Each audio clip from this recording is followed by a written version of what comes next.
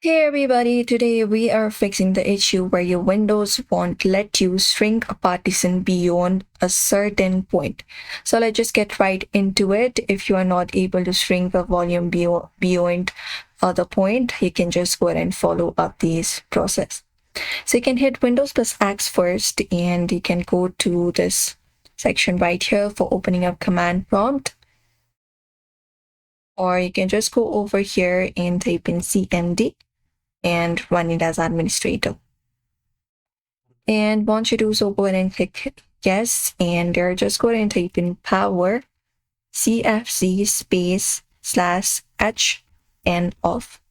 After that, press enter, and that should do it.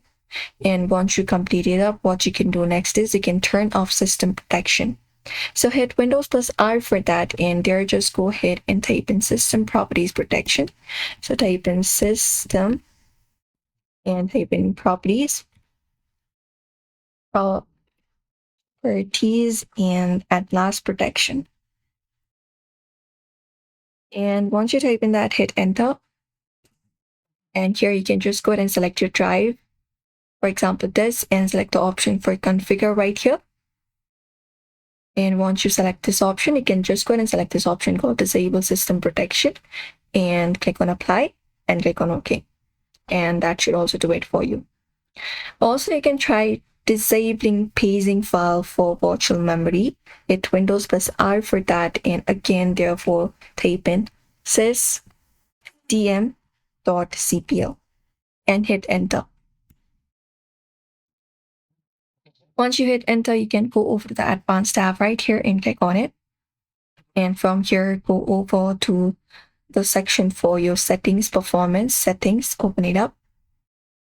And from here, look out for this option for advanced, or you can just go ahead and select the option for adjusting for best performance.